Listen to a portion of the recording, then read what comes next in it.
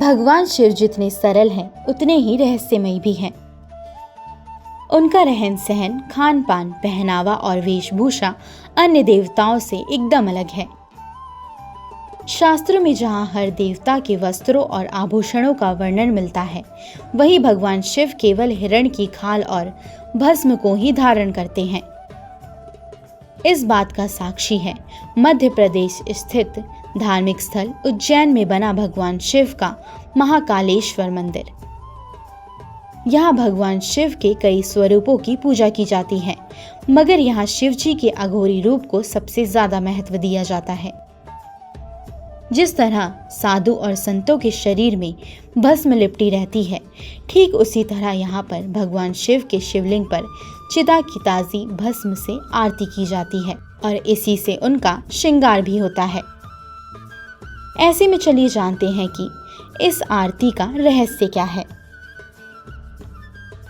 शास्त्रों के अनुसार भगवान शिव की भस्म आरती सिर्फ उज्जैन के महाकालेश्वर मंदिर में ही होती है।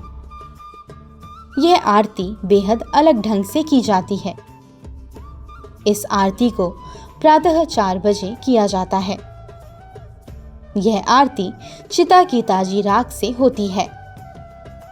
हालांकि जानकारी के अनुसार कुछ कारणों से अब इस आरती को चिता की राख से नहीं किया जा रहा है, मगर पहले इस आरती के लिए लोग अपने जीवन काल में ही रजिस्ट्रेशन कराया करते थे कि मृत्यु के बाद उनकी चिता की राख से भगवान शिव की पूजा की जाए। वहीं इस आरती को बंद कमरे में केवल मंदिर के पुजारी ही करते हैं। आरती के दौरान भगवान के कक्ष में लगे कैमरों से इस आरती की रिकॉर्डिंग होती रहती है और कक्ष के बाहर खड़े भक्त इस आरती को देखते रहते हैं। आरती के दौरान भगवान के शिवलिंग को पूरी तरह से भस्म से नहला दिया जाता है। बाद में शिवलिंग पर भगवान शिव की प्रतिमा बनाई जाती है। उसके बाद पट खुलते हैं। वही पौराणिक कथा के अनुसार जब मां सती ने स्वयं को अग्नि में समर्पित कर दिया था, तो उनकी मृत्यु का संदेश मिलते ही भगवान शिव क्रोधित हो गए थे। वे मां सती के मृत शरीर को लेकर इधर उधर घूमने लगे। जब भगवान शिव को श्री हरि ने देखा तो उन्हें संसार की चिंता सताने लगी। हल निकालने के लिए उन्होंने माता सती के शरीर को अपने सुदर्शन चक्र से कई हिस्सों में बांट दिया था। यह हिस्से देश के कई स्थानों पर गिरे और शक्तिपीठ कहलाए। वहीं शिवजी के हाथों में केवल माता के शव की भस्म रह गई।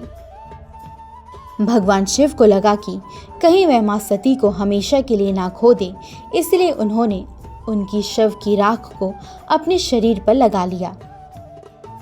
आपको यह भी बता दें कि यहाँ पर हर साल भक्तों का तांता लगा रहता है, लेकिन सावन और शिवरात्रि पर इस स्थान पर विशेष आयोजन किया जाता है। आपकी राय हमारे लिए बेहद जरूरी है।